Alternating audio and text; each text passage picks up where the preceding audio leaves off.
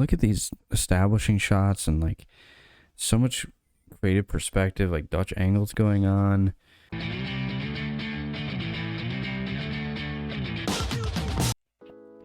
Today we are going to take a look at some 2000 AD. I'm going to do 2 issues this time. Last time I did 1 issue. And I love these old issues of 2000 AD because you get some of the best artwork imaginable. And I don't know, I picked these up. Somebody was selling a ton of them for like nothing. And I was like, there's no way I'm passing this up. You have some of the best artists ever in the history of comics in these early issues of 2000 AD. And they're not even that early. I don't even know what issue number this is, and we get some Ballad of Halo Jones, which I have not read. Ian Gibson. We covered Ian Gibson on the last episode I did on 2000 AD. Amazing artist. And we get the writings from Alan Moore himself. Very controversial guy. A guy who I believe hates comic books now. I'm not quite certain what his belief on comic books is anymore. But, man, this artwork is some beautiful stuff. We're here for the artwork. We're not here for the story. I mean, this stuff rivals that 70s 70s heavy metal stuff. I mean, look how beautiful this artwork is.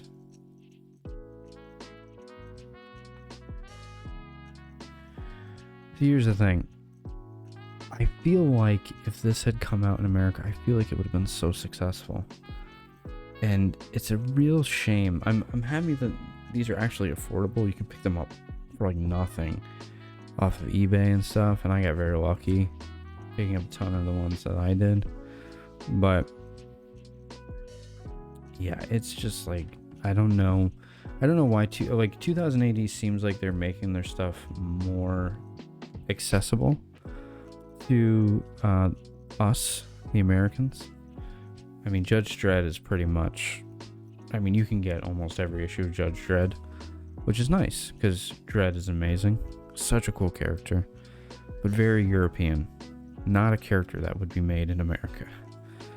I get these beautiful covers with this amazing color.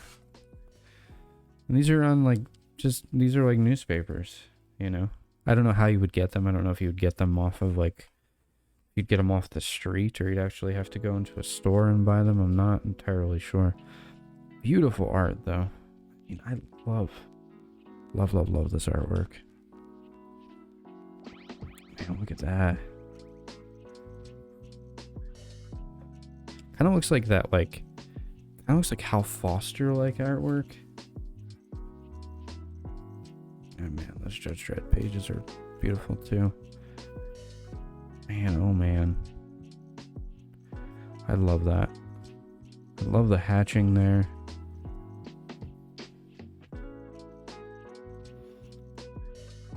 Storytelling is amazing too. Such beautiful storytelling. I mean, look how the panels are so interesting. They're not like panels that you would see in normal comics, I feel like, at the time. These I don't know, they overlap other panels and just there's not a single, you don't see the same composition or panel layouts. I don't know, it's just great stuff. I mean, they were being very creative. Whereas I feel like American comics sort of became very this is the house style and this is how it should be. Even though this is 86 and 86 was a great time for comics in the US. I mean, you had Watchmen, you had Dark Knight Returns. So you had some great comics in America, but this stuff is just so cool. Alright, so we have this next issue, which I believe came out. So this issue came out a week later. So I don't know if they were if these stories are being printed somewhere else, and this was kind of like a smorgasbord of stuff to kind of get you to buy the single issues of 2000 AD. I'm not sure what the whole story is, but I don't know. Anyways, we do not start out with an Alan Moore story, but we do start out with this beautiful panel here. I love that perspective. And these faces, gorgeous fucking faces. A lot of detail here. Great inking. Man, so creative. And I mean, you paid 26 cents for this. And man, I mean, that definitely must have been worth it for sure. God, look at that. God, that's such beautiful artwork.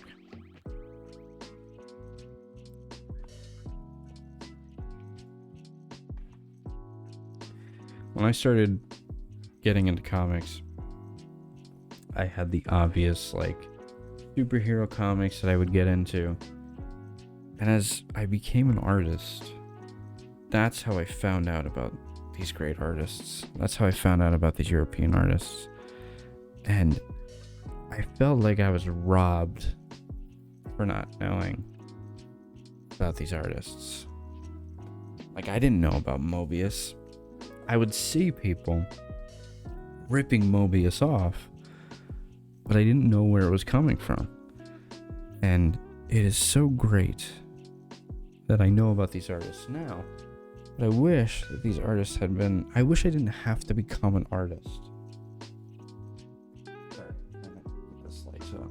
I wish I didn't have to become an artist to find and discover these artists.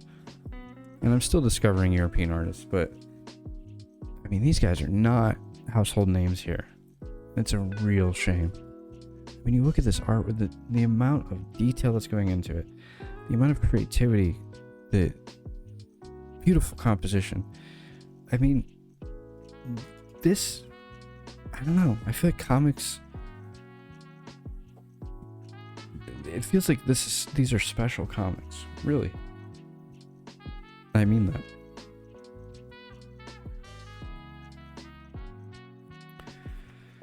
Yeah. And then we get a Judge Dredd story.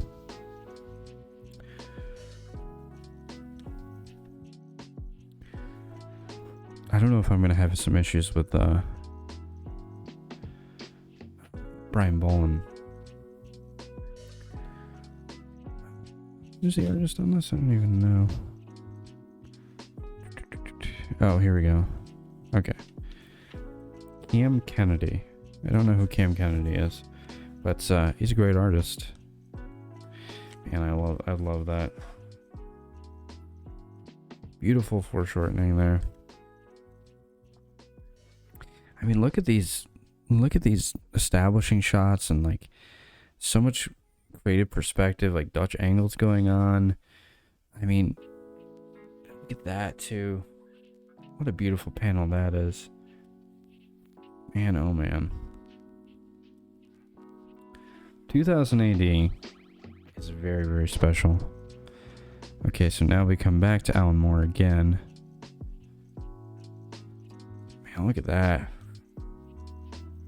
Look at that establishing shot there.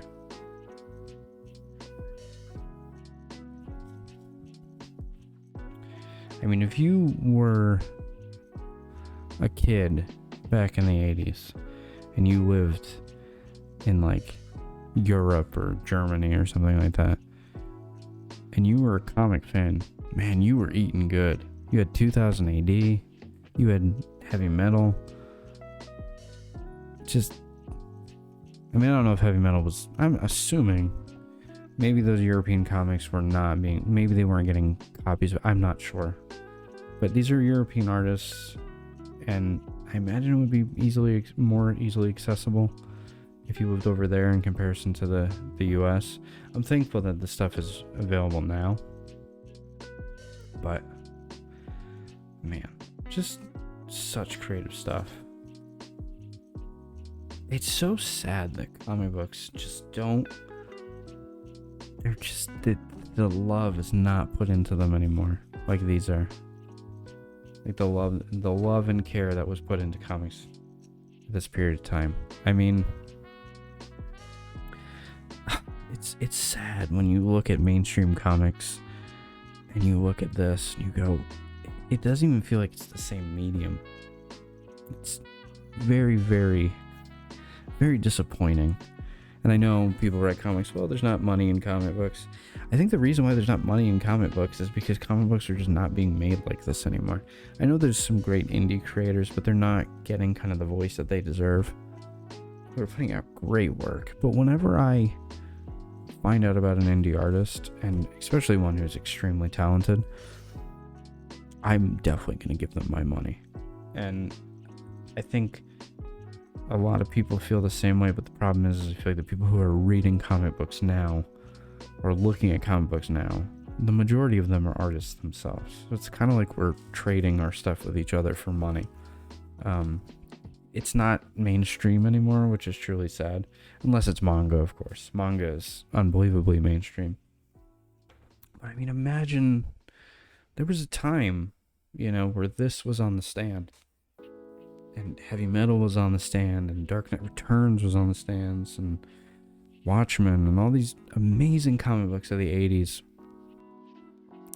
And then you look at what we have for offerings now. I can definitely see why people are upset. And I don't think it's a political thing. I think it's just like, I don't know, I feel like there's just no money in comic books, so people aren't putting this much effort into it, and it's truly sad. It's very, very sad. But I guess we get these old comics that we can look back at, and you hope that these comic book companies keep putting this stuff out and making it readily available, so that way you can create more comic book fans in the future. Because it is a true shame that this stuff isn't, the comics are just not the same. And I try to emulate this great artwork that I see, but it's rather difficult because these guys have way more time under their belt and we're just far more talented than I am. But I don't know, I wish that we can kind of get this recreation, and I hope that 2000 AD one day does like an omnibus, kind of like how I hope somebody gets the rights to Heavy Metal, and they can create, an omnibus of all those old issues of Heavy Metal magazine. Because this is the stuff, man. This is the stuff that, that's going to get people reading comic books. Not fucking, oh, there's a new Iron Man movie, and Iron Man's cool now, so you should go read this Iron Man comic book. Nobody gives a shit. Nobody cares. I haven't seen a Marvel movie in probably a long time. It's been a long time. But anyways, 2000 AD is just amazing. And if you can get your hands on some of this stuff, like I said, there's some people selling tons of issues of these on eBay for nothing. I don't know if they printed a ton of them or they're easily available. I got a giant box, huge box. I think I have 50 or 60 issues of this, which I'm going to go through over time. I just love looking at these artists. I mean, what an amazing, just that alone. I mean, why can't we have the same love in comic books? Anyways, I'm done talking. I appreciate you. Thank you for watching the video, and I will see you in the next video. At some point, I'm going to cover more 2000 AD. I have a ton of issues that I'm going to go through. This reminds me of a Mobius panel. But, yeah, thank you for watching.